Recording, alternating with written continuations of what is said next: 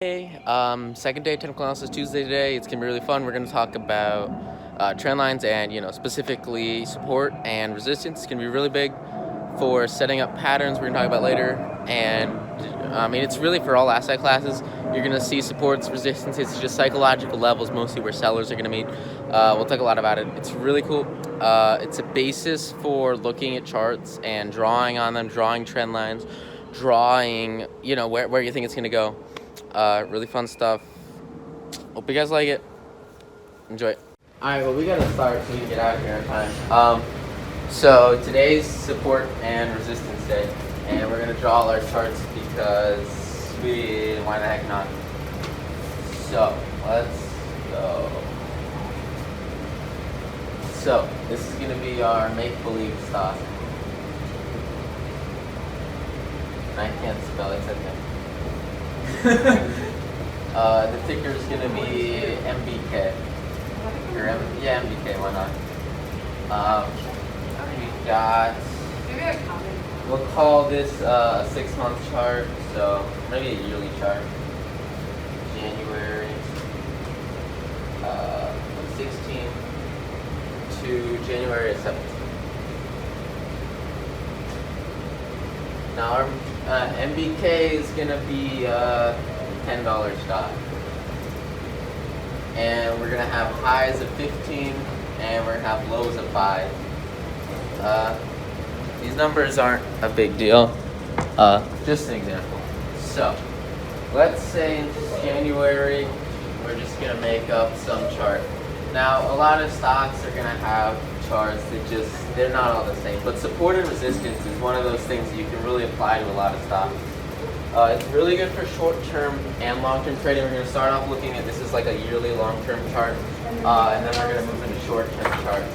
So support and resistance are places where buyers and sellers meet together a lot.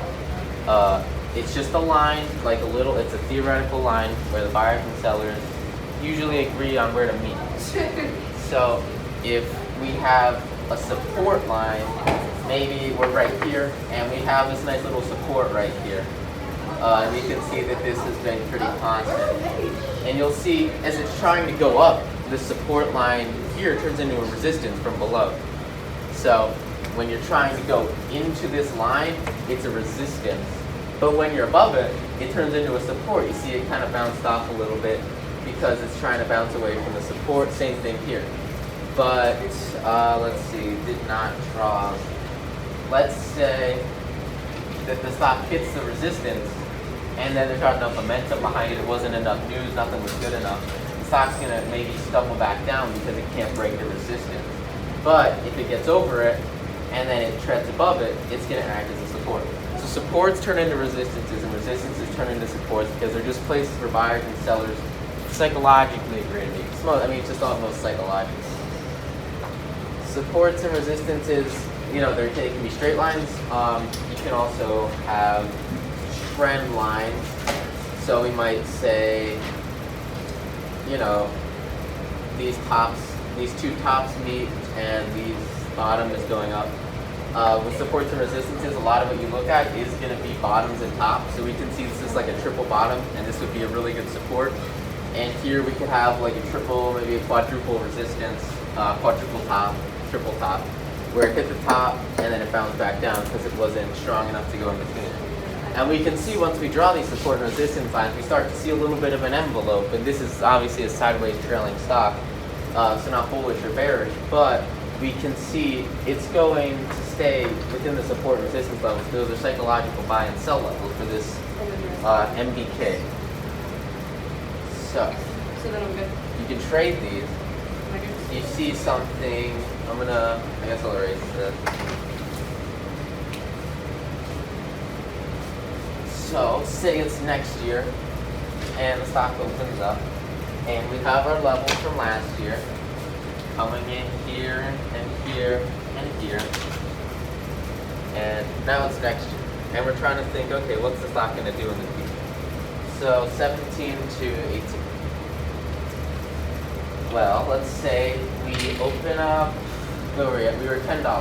So that's the start of the year. And we start to see a downtrend. Now we know the upside on this trade is going to be to the resistance if we go long, and the downside is going to be to this support if we go long. And if we go short, we're going to have an upside of this. All this will be the upside, the downside will be here. So what you can do with support and resistance is you can make profit-loss ratios. So this would be like a 2 to 1 is a bet that will go down versus going up. And that's what a lot of trading is just finding support and resistances and playing the ratios, because as long as you win more than 50% of the time, you're a winner. So we'll say it goes here. Now, it might bounce around a little bit, but it's not very likely to dip below this unless something existential happens to the company, or maybe the whole market in general moves down. Because we know from earlier that we've got some really strong support and resistance levels here, because they were there last year. We saw them last year. They're usually going to stay. You can see them. You can see support and resistance levels over long, big periods of time. So they're usually going to stay where they are for the horizontal one. So we might go long and it might go up. If it goes down below this support, the support's going to become a resistance, and we might think the stock's undervalued because it's below what have been had some historic supports. And if it goes up, it's going to be going into this resistance. So we're going to have to see, maybe if we go long, we might want to sell part of our position at the $10 level. I know this is a little off, but maybe we'll want to sell part of our position because we're worried that it's going to go down off of that resistance. It doesn't have enough momentum to break through. Likewise, if it does break through the resistance, that resistance is now going to be a support. So you're going to want to, usually it's good to buy support and sell resistances, right? Especially for sideways horizontal stuff. This is more for long term, but this can also be for short term. Short term, we're talking about this in a second.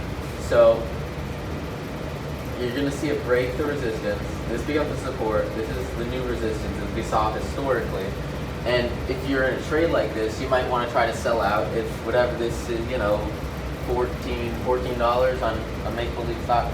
So you'll try to sell it at the resistance, because it's going to be really difficult for this to break over the resistance, given if all of the historic, the past 2 years, it stayed in between, this range of resistance, support, and then they're going to switch depending on the price of the stock. So you kind of play a game where it just goes, support, resistance, support, resistance. And this is really good for sideways markets, and this is how you can make a lot of money in sideways markets, especially with swing trading. I mean, this would be maybe, for something like this, 2-month, 3-month period, the price just going up and down. And you can game it by playing it off of, is it going to go through the support, become a resistance, or is it going to go over it and become a support, and we'll have a resistance up here. So, let's talk more about short-term stock. So let's make up a new stock. It's going to be make-believe stock 3.0. And the ticker will be TMZ. And let's change this time axis. We're going to make this a 5-day chart. So in the short term, you're going to want to look at your candlesticks a lot more to figure out support and resistance. So this will be December 5th to maybe December 10th of, 2017. We're going to have probably 5-minute candles on this period. So we'll have, candle, candle, candle, candle, candle. I'm just going to draw lines because I'm not going to draw a bunch of candles. And maybe we'll see that the stock has been on a downswing. It's gone up a couple times during these days. And this would be a much narrower range. So this might be $36 to maybe $40. So it's shorter term. So this isn't really a penny stock, so we're not going to have, as significant of a move, usually in the short term. So we go up and we try to break here, but the stock can't do it. It goes down to this. And even just looking at half of this, we can see maybe if we draw this a little better. And this is just with all stocks. They all have these natural support and resistance levels. So we see this, and there's a little bit here. Kind of almost hit it there, almost hit it here. But maybe it starts to do an upswing, and like we were talking about earlier, after open and the difference between open and close, maybe one pre-market day, we have like pre-market here and it gaps up and it opens here.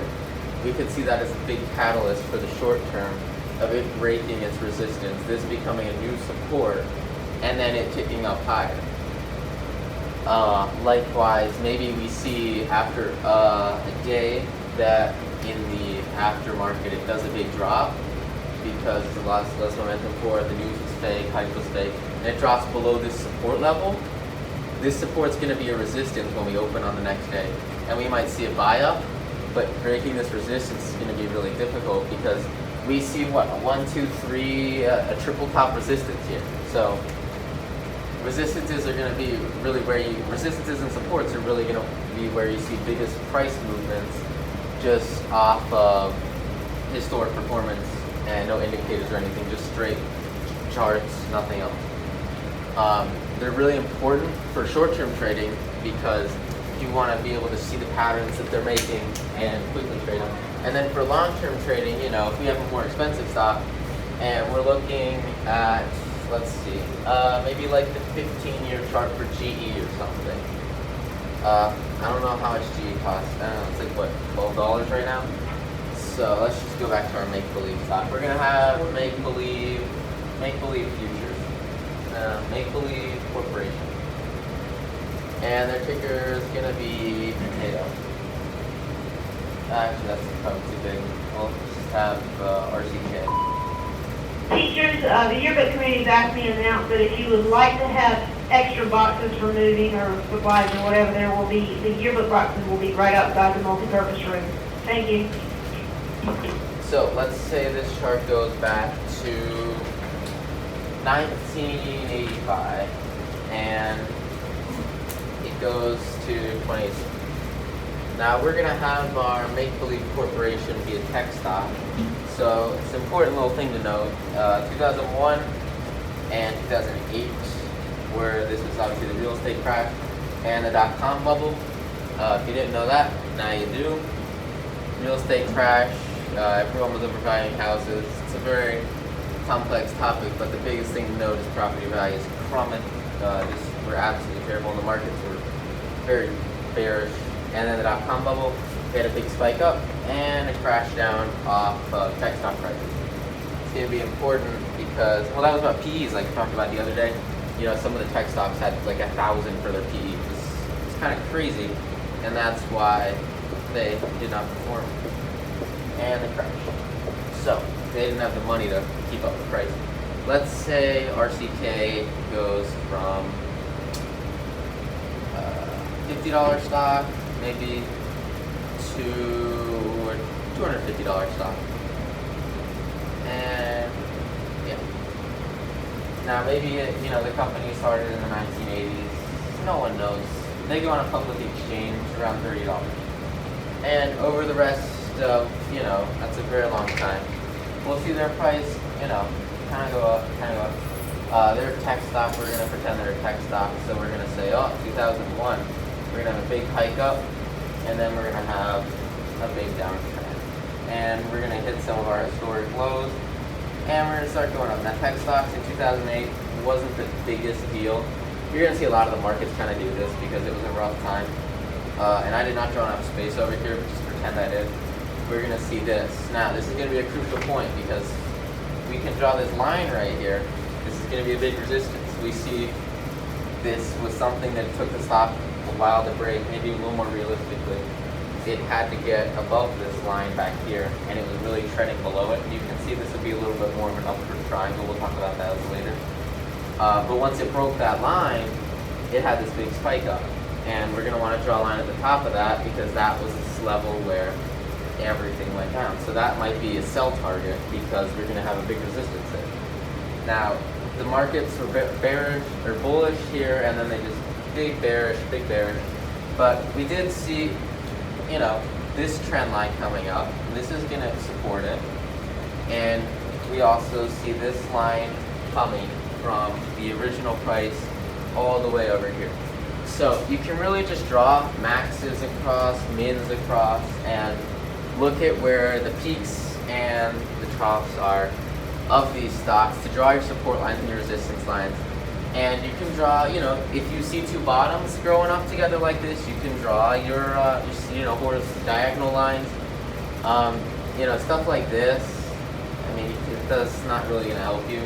Maybe in the short term to see where it'll stop going down, but these are more, you see it happen more than once. You see a specific-ish pattern, you're going to start to draw your support and resistance lines. So we see this, it's an upward movement, we see it going into a resistance, but there's a support right here. Now usually when supports hit resistances on diagonals, that's when you're really going to start to see some quick growth. So to keep it short, we'll talk about this a lot later, but if we have a support going down, and just say we have a stock price is here, and this is a resistance, and this is a support, and the resistance goes below the support, we're usually going to see some downward price movement. And in the case of Make-Believe Corporation, we're going to start to see the opposite, because we have a support going up and a resistance here, and the support breaks the resistance. And, you can bet pretty well that it's going to be more likely to go up than down, and that's what you want when you trade. You want to take the more likely trades. So, we'll say it goes up. I didn't really leave myself enough space. I'm just going to kind of erase this. And we're going to see, maybe it ticks up, and then it kind of struggles here because this is going to be a resistance, as we saw earlier. This is 17 years ago we saw that, but it stayed over time. So it's still going to be a resistance. And maybe we're going to break through. I mean, the past 8 years have been phenomenal. We've had a really bearish market, bullish market. But that's just market performance. It's breaking that resistance and making it a support now. So if we go into a downtrend, that's going to be something we might bounce back up off of, because that's a place where buyers and sellers meet, and they say, this is where I want to buy, or this is where I want to sell. And once it goes up, people want to buy it at that price. And once it goes below, people want to sell it at that price. And that's just what support and resistance are. It's where people meet to sell. Any questions? No? Alright, cool. I got one. Yeah? What about like a Facebook? Stocks that actually haven't really, they've been upward trend for so long. Right, I know what you mean. Let me draw a quick Facebook. So, I'm just going to get rid of time. Off the top of my head, let's pull a quick draw of Facebook.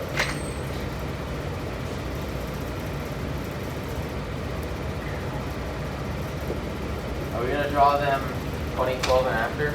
Yeah. Okay. I'm just going to kind of ignore this first part because I don't think it's a big deal. Something like that? Yep. Okay. I'm going to draw a little more squiggly because it's a little bit of a wide envelope. And this is probably about 200 up here, and maybe 50, and they're at 180, 170, something like that. So Facebook, you can see the biggest thing we're looking at here is this middle part. And you see we have a support and we have a resistance. And what this has done is it's taken the sideways thing we looked at just a second ago.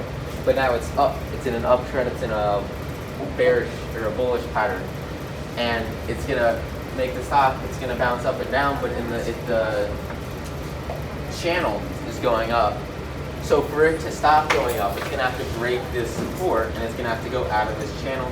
And for it to go higher, it's gonna have to break the resistance and go out of the channel. And as history has shown, I think maybe they broke here, and then that news came out. I don't remember off the top of my head. But then they were down to 150? Yeah. So the support is going to keep it in that alley, and the resistance is going to keep it below that. Now obviously these aren't going to be shown, these aren't going to automatically come up on your charts, but you can just draw them in, and you really are going to draw them in. You see minimum. Keep seeing that over and over. You see max. That's where you're going to draw your lines off of mins and maxes. You're going to see some stuff over here, but let's see, this kind of looked like a resistance back in, 2013, 2012, but it broke over it, and it became a support, and then for it to go down, it's got to break through the support, which obviously it didn't, and created an upward channel. It kept making money. They're a good company. Yeah. So, it stayed in the channel is the important thing to notice. I mean, up until, recently there's been news, we'll talk about that in a sec. But historically, it stayed in the channel, it stayed with the move, it stayed with the support and resistance levels, because sellers, and especially when you see the diagonal ones like this, it means that sellers are willing to sell for more and more, and they're not going to try to, and buyers are willing to pay more and more. So it's a good trend to see up. If you see it downwards, obviously, if you have a support and a resistance and they're both moving downwards, then maybe the valuation of the company is looking poor over time, and you'll see sellers are trying to sell it for less and less because they can't get rid of it, and buyers are only willing to pay less and less. So you're going to see those. Facebook is a very, very extreme example of an upward trend, support, resistance, creating a funnel. But it happens, and when you see it happen, it can be really good to trade it, or even just to get in this long term. I've got a long term position in Facebook, and I'm not worried about selling here, buying here, selling here. I mean, obviously they've kind of done a little different here, but you can use support and resistance just to tell how good something is, even just for the long term. You don't even have to actively trade it. If you see, an upward trend, and maybe we'll scoot away from Facebook. I know AMD, right? If you look at, I'm talking about them again, I don't know, I like them, they're a great company. If we look at this I think is 19, really long time ago, like the max chart on Yahoo Finance, you're gonna see, I think, a bunch of spikes, if I'm remembering this correctly. And then we see this, right? That's probably about right. This is, what, $10 now, and it hit 14, so maybe we'll see 10, 15. I think they hit like $40. I don't know, 5. I know there were lows somewhere down here around the $4, I think, range. Or maybe it was more than that, I don't remember. And this period was probably actually a little bit longer. But the important thing to see from this picture, first of all, boom. We've got tops going down, and this is going to go down. We've got this great line right here. I mean, I didn't plan this out. But what happens is over time, the stock just naturally makes these support and resistance lines, and it really helps you trade it. And now, it's trying to break this resistance line and really go onto an uptrend. Obviously the resistance has gone down. But at the same time, in the shorter term, we can see it's more of a little triangle pattern here. And we can see a support going up, at least on the weekly chart, and the resistance going down on the shorter term chart. And he doesn't look that great right now, unfortunately. But the point of him is, you see it goes below the resistance here, and it struggles a little bit, but obviously this is a little bit more about the core valuation of the company. But usually when it's below, this is a huge support line. We could draw some smaller ones here, maybe like that. And the smaller ones are going to help in the short term. If you're looking at this in the short term, and you see this, you see these two peaks and this peak, and you draw this line before this, you might have a sell target around here for when it pops up to here, because you know that that's going to be a big resistance. Maybe sell half your position there. And then if it crashes down, you're going to see these lines right here, and you're going to say, okay, well, this looks like a good buying opportunity because this is a good support. Same thing here. This is a support in the short term. It's helping. I mean, that's not always going to happen. But short term and long term, support and resistance is very, very, very useful. All right. Anything else? I think it's pretty, What, GE? GE? I don't know them off the top of my head, but I mean, you really just want to look historically where the highs and the lows are, and if you see maybe big dips, and they all dip around the same price level, or maybe you see big busts up, or big booms up, and they all bust around the same price level. I mean, it's, something like, you're going to draw it where the peaks are, where the stability is, and then where the minimums are. And you can apply this, you turn it sideways, it's an uptrend, you turn it diagonally, and then if you turn it down diagonally, it's a downtrend.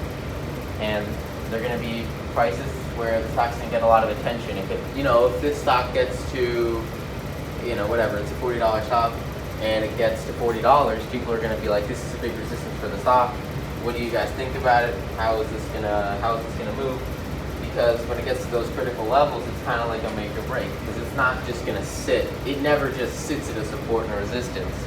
It always goes up or down, and it's, you can base your trades off of what you think the probability is it goes up versus down. So maybe if you're right here, you'll think, okay, maybe this, if I draw this could be, 2x, and this could be x. So you have 2 to 1 of it. If it goes up and it gets to this, and with the history that there's a big resistance here, but there's not that much in the middle, because sometimes you'll have stuff in the middle that you need to watch out for when you're looking at buying and selling. But if you know that, and it's just this and this, and you take that trade, you're going to make twice as much as you risk losing if you win the trade, which is really just the goal, is to have better odds than everyone else, and that's how you're going to make more money. You've got playing the odds, because an earnings report comes out here, you don't know if it's going up or down, but depending on how people interpret it, there's going to be more upside than downside, which is the goal. You've always got to remember with this stuff, you're putting in retirement money, or even just like with short-term trading, it's all got to be money that you can take the L on, because there's always the chance, even if it does look really good, that you have a stock trailing and it looks great, you see this, and you see a great big line, it's going up, you see this, but there's always a chance it just takes the L, right? So, I keep dropping things. Just remember, always, risk management. We're going to talk about diversification in long-term portfolios, I think on like day 5, on Tuesdays, or something like that. Yeah, probably day 5 on Tuesdays. But just be careful. Always set a stop loss. If I'm taking this trade, I'm going to 100% set a stop loss right here. And what that is you just put in your limit order, or you put in your market order, and you say, I want to buy here, and you can set a profit taker too, so maybe you want to, it'll automatically sell up here, or it'll automatically sell on a loss if you only want to risk, 10% of your position or something like that. And that's why a lot of these support and resistance lines are important for downtrends, because maybe everybody sees this and, this is an uptrend or something, and everyone buys it, and a lot of people set stop losses, right? So their stop losses all go off right here, and they're all selling. The brokers instantly sell their shares. That's why you see some of these more dramatic movements, especially in the short term. If you see some of these pre-market gainers for the really cheap stocks, they go and then they have a pre-market gain, and then they open up here. You'll have people from before here, there's always people trying to short a stock, right? And then people who try to short a stock are going to try to buy back, some people will try to buy back their shares really quick so they don't take more of a loss. And those people buying back their shorted shares can increase, can make the price go up really hard. It's called the short squeeze, and it's just playing the levels. It's all about psychology. Support and resistance, they're really useful. It's a psychology tool, like a lot. Most of the charting stuff is psychology, and then, the basis of technical analysis. Alright, we got like 1 minute left, Jane. Any last minute stuff? No? Alright, cool guys. Yeah, support and resistance. It's really good. I use it, a ton with long-term looking and stuff, and with short-term stuff, hey. Alright, cool. I'll see you guys next Tuesday.